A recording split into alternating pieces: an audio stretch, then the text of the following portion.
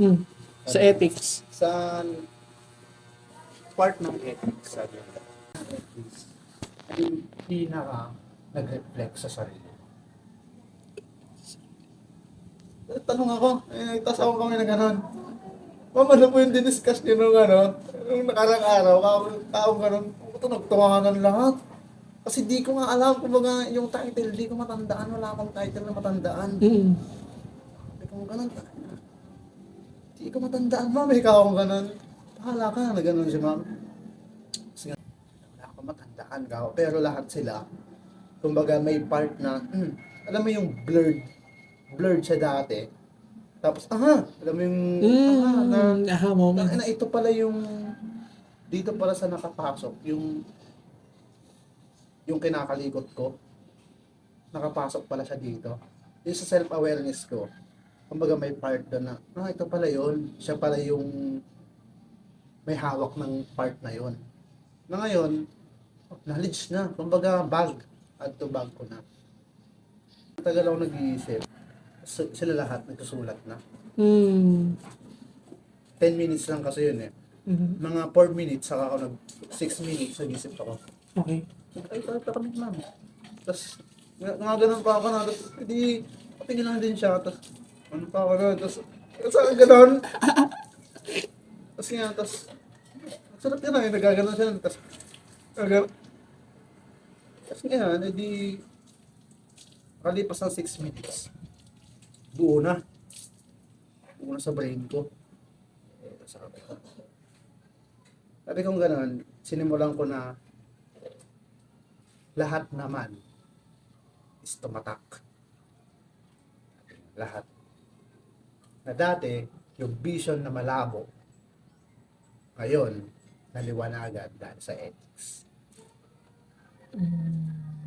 Ganun ko siya sinabi. Then, pinasok ko yung totoo nga yung nabasa ko na we are drowning Too much information. to information while starving for wisdom.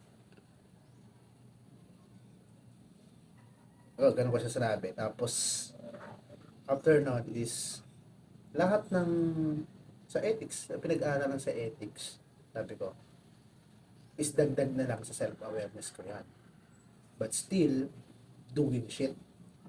Kasi masaya yun. Oo, totoo. Kasi ngayon, kasi masaya yun. Magkantahan na lang ng kwento. Kwento. Ako gano'n.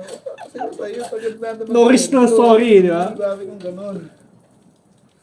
Ako colorful buhay ko eh. Ito ginaganon ko. Colorful buhay ko eh.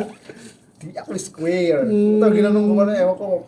Kung may gets. Bala siya ako. Ganun niya. Times up na ganun na. Tapos ko na, okay na yan. Doon naman yung pinaka gusto kong sabihin. Na lahat sa ethics, self-awareness na lang. Dagdag sa self-awareness ko. At the same time, may i-apply ako sa ganun. Ganun lang. Tapos, nagpasa ng ganun. Tapos, bandang muli, biglang nagsalita si Ma'am. Okay, class, sabi niya ganyan. Kumbaga, sa ginawa namin, sa tanong niya, nagbigay siya ng sagot. Sabi niya gano'n, is, lahat ng yun, mas magagamit niya naman talaga lahat. Hindi, kumbaga yung, alam mo, connect kami na halos lahat, kaya kung gano'n diba sa, lahat naman, kaya kung, hindi tama lang na wala akong naalalang title. DOD. Huwag ko maalala yung title. Sige na yung pinakalaman. Oo. Yun. Ayos. Sabi niya is, dadalhin namin siya. Then, sa amin na lang kung paano namin siya apply. Tapos na, hey! Tapos na ganun. Final exam. Next week. Kasi, yun, madami ulit akong nalaman na doon mo ma-realize na sarap parang ethics kung take mo na personal group. Gets. Personal group siya yung subject na yun. Talaga makakatulong sa'yo na ano, hindi yung for subject ka. For, Hindi ano, siya GE. Hindi siya GE. Ganun. para sa akin, major. Major siya eh. Sa sarili ko, di ba? Yan. Hindi ngayon, may mga nalalaman ako na, ganito pala. Solid yung ethics. Basically, parang pinag-aralan mo yung sarili mo. Libre nga siyang parang sabihin natin, libre siyang, anong ginagawa nila? Parang webinar. Libre siyang ganun. Webinar. Yan, Libre tama. siyang gano'n, free lang. Okay.